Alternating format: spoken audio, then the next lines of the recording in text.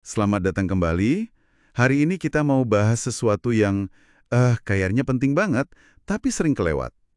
Ini dari wawasannya Gary Brecka, seorang ahli biologi manusia. Kita kan sering banget ya dengar soal diet, olahraga, gitu-gitu. Tapi gimana kalau kunci sehat, panjang umur, bahkan mental kita tuh ada di hal yang lebih mendasar, Lebih mendasar kayak gimana tuh? kayak oksigen atau nutrisi-nutrisi spesifik yang kadang kita nggak sadar turang. Sumber kita kali ini unik loh. Awalnya dari data industri asuransi jiwa, yang katanya bisa prediksi umur orang. Wah, serius? Iya. Terus disambungin ke hal-hal simpel yang bisa kita ubah. Cara kita napas misalnya, atau kita kekurangan vitamin tertentu. Itu katanya bisa ngubah hidup banget. Nah, misi kita hari ini, nyaring intisari paling penting dan praktis dari sini buat Anda semua. Yuk kita bedah bareng. Oke, pertama nih, soal duduk kelamaan. Udah tau lah ya, nggak bagus, bikin pegel. Tapi kenapa sih gaya hidup mager ini bisa bahaya banget buat harapan hidup? Lebih dari sekedar pegel gitu loh. Nah, ini intinya tuh di oksigen.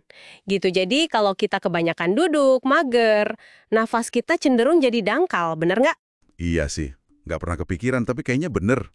Akibatnya, ya oksigen yang masuk kurang. Karbon dioksida numpuk di darah. Darah jadi lebih asam. Nah, kondisi asam ini, itu kayak undangan buat penyakit. Oke oke. Oksigen itu kan bahan bakar utama sel. Mitokondria itu loh, pabrik energi di sel kita, butuh banget oksigen biar kerjanya efisien. Kalau oksigennya kurang, ya selnya kayak sakit gitu secara metabolik. Jadi lemes gitu ya selnya? Bisa dibilang gitu. Dan ini nyambung loh ke emosi kita. Ternyata, kadar oksigen tinggi itu seringnya barengan sama emosi positif, rasa seneng. Sebaliknya, kalau oksigen rendah, Gampang marah atau cemas? iya lebih gampang ke arah situ. Marah, putus asa, cemas. Jadi ada hubungannya banget. Nah, ini nih yang menurutku gila banget. Sumber kita bilang akses kita ke memori itu kan di hipokampus ya. Ternyata lewat pusat emosi kita, amigdala. Oh gitu jalurnya? Iya, artinya kondisi emosi kita sekarang, yang tadi katanya dipengaruhi oksigen itu nentuin pintu mana di gudang memori kita yang kebuka. Gila nggak? Jadi cara kita napas, ikut nentuin kita bisa ingat apa aja dari masa lalu. Wow, itu dalam sih. Bener-bener mendasar ya. Banget. Nah, terus solusinya gimana? Apa harus yang mahal-mahal atau rumit? Ada cara praktis nggak buat banjirin badan kita pakai oksigen? Ada banget dan justru simple sebenarnya. Ya jelas gerak teratur itu penting, jangan mager terus. Oke, gerak, dicatat. Terus? Tapi yang sering dilupain itu cara kita nafas. Nah, sumber ini nyontohin metode Wim Hof. Pernah dengar? Wim Hof. Oh, si Iceman itu ya? Yang suka berendam air es? Nah, iya. Salah satu metodenya itu latihan napas. Simple kok. 3 putaran, tiap putaran 30 kali napas dalam, tiap pagi. 30 napas dalam? Gimana tuh teknisnya? Intinya gini, jangan napas cepet-cepet pendek kayak orang panik. Tapi tarik napas dalam, terus keluarin. Lebih dalam dan ritmenya lebih jarang. Oh, jadi fokus di kedalamannya bukan kecepatannya ya? Betul, biar oksigennya tuh nyampe ke bagian paru-paru yang paling dalam. Efeknya, kadar oksigen darah naik, energi nambah, mood juga bisa lebih baik. Dan ini gratis. Bisa dilakuin di mana aja, simple banget kan? Tapi sering kelewat. Bener juga ya. Gratis dan bisa kapan aja. Oke, oke. Nah, pindah topik dikit nih, soal nutrisi dan kaitannya sama mental. Sering kan kita ngerasa, aduh kok cemas terus, kok capek banget, susah fokus. Kita mikirnya, ini pasti gara-gara pikiran nih. Tapi, gimana kalau akarnya tuh di makanan kita? Atau apa yang kurang dari makanan kita? Nah, ini juga poin kuat banget dari sumber ini. Sangat mungkin.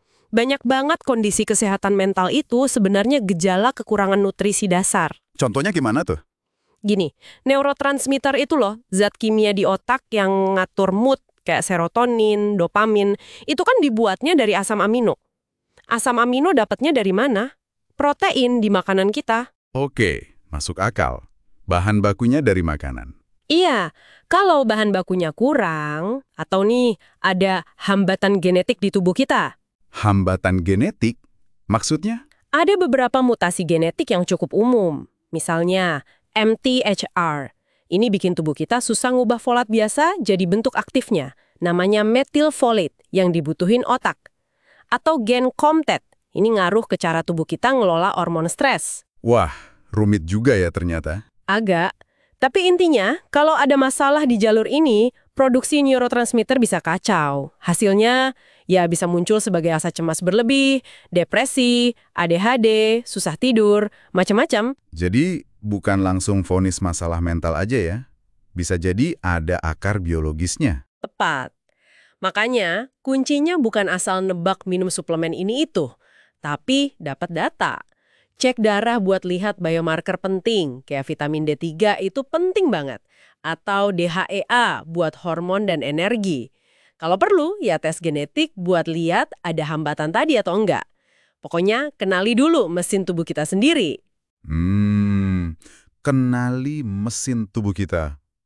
Suka istilahnya. Oke, jadi kita udah bahas apa yang perlu dimasukin nih. Oksigen yang cukup, nutrisi yang tepat sesuai data. Tapi sumber ini juga ngingetin soal apa yang tanpa sadar masuk ke tubuh kita dari lingkungan kan? Apa aja tuh musuh dalam selimut sehari-hari menurut mereka? Ada dua nih yang disorot banget. Air keran sama plastik. Air keran. Kenapa emangnya? Bukannya udah diolah ya? Tergantung lokasi dan pengolahannya sih. Tapi seringkali masih ada fluorida. Sumber ini keras banget soal fluorida. Disebutnya neurotoksin, dikaitin sama penurunan IQ. Terus ada klorin, yang gampang nyerap lewat kulit pas kita mandi. Belum lagi mikroplastik.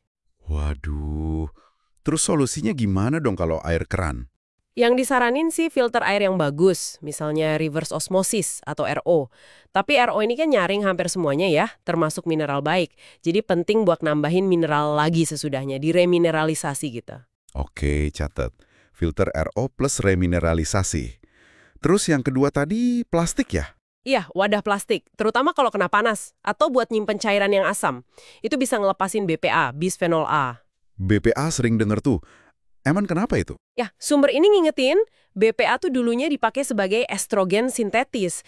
Jadi dia bisa berpura-pura jadi hormon di tubuh kita dan ganggu keseimbangan hormon alami. Itu bahaya latennya. Wow. Oke, jadi lumayan banyak ya yang perlu diperhatiin sehari-hari. Jadi kalau dirangkum nih ya, intinya 1. Perhatiin oksigen, napas yang bener, jangan mager. 2. Nutrisi. Cari tahu apa yang benar-benar dibutuhin badan kita lewat data, jangan asumsi. 3. Waspada sama racun tersembunyi di sekitar kita, kayak di air minum atau wadah makanan. Gitu ya? Iya, persis. Dan ini mungkin bisa jadi bahan renungan buat Anda di rumah. Coba deh pikirin, seberapa sering kita nganggap masalah mood, energi, atau fokus itu murni masalah pikiran atau mental. Padahal mungkin banget ada akar fisiologis atau dari lingkungan yang sebenarnya bisa kita cari tahu dan perbaiki. Dapetin data soal biologi unik kita masing-masing, itu bisa jadi langkah pertama yang ngubah banyak hal loh. Bener banget. Semoga pembahasan kita kali ini ngasih perspektif baru ya, dan mungkin beberapa langkah konkret yang bisa dicoba. Sampai ketemu lagi di penelusuran kita berikutnya.